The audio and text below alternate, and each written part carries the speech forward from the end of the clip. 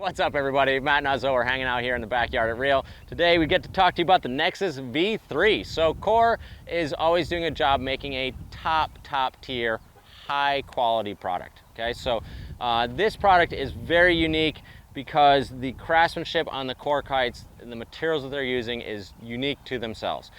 They are in the rental shop. The Core kites outlast everything probably 2 or 3 to 1. They don't stretch. You know, when they do stretch, well, every kite stretches, but when it stretches, it still maintains its shape, its integrity, its power range, which is the biggest thing you lose when you stretch out a kite. So this kite in particular, the V3 Nexus, is now coming in as their kind of do everything. Anyone can use this kite, anyone can ride it. It comes in a full size range, and we will say, having used them, this is the third version we've used, they're really fun kites and a lot of people like them. Even one of our team riders, Austin Leader, he's basically saying, hey, this is going to be my go-to Cape Town kite, which is saying a lot, that he's going to go fly all the way across the world for a month to go hang out and go session, and he wants this kite for kite surfing, for foiling, and for going huge and doing mega loops. So pretty impressive to see that. And that's really where we see the Nexus fitting in this 3-strut multi-sport kite, is that it is going to be that kite that really can perform at a top tier.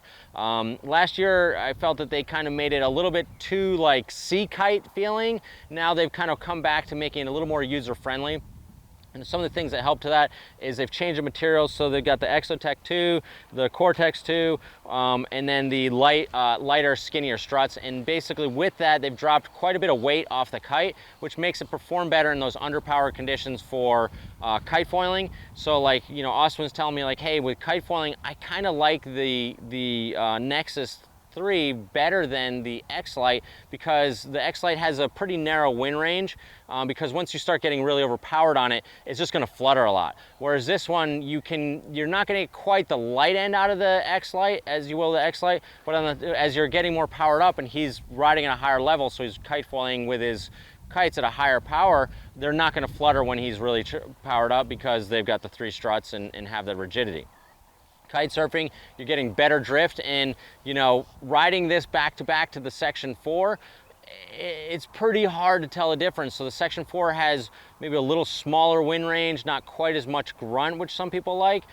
I personally like the Nexus because it has a bigger wind range and the drift is very comparable. Both do have a little bit of a stall on the real bottom part of the turn. You know, if you come down real low and you're off the edge a little bit, you can get it to stall. It's not that big of a deal. You can pick the kite back up and you don't get kind of pulled off your edge badly. And then for twin tipping is really where this kite's excelling, specifically for kite looping. So the jumping trajectory, like I was teaching someone to jump on this, and then I was watching Austin ride this 7-meter and just like 40 knots freaking going huge in kite looping. It's like, holy smokes.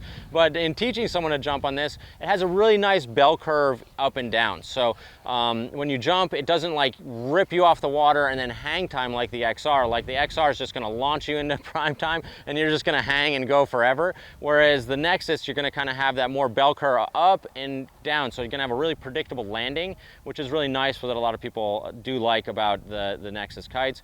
And then Austin was telling me, which is something I do not aspire to do anymore, but for like doing those huge mega loops and stuff, he said it's just a little bit more controlled than the GTS. So GTS is going to give you more of that aggressive like punch downwind, yank downwind, where you're flying, you know, hurtling yourself through the air. Whereas this will give you that full snatch downwind because it has the bigger, fuller wingtip, but it's going to be a little softer and easier. So he said it's definitely improved on the high performance end of the twin tipping and kite foiling end, which was really great to hear and see. A couple of things that Core's also done is their bridle system. They do maintain the pulley system on their bridles. You know, a lot of people are concerned about pulleys on the bridle because they said they're going to seize up with sand. I've never had that issue with any Core kite I've used, and the bridle system just gives you a more wind range and a more precise feel.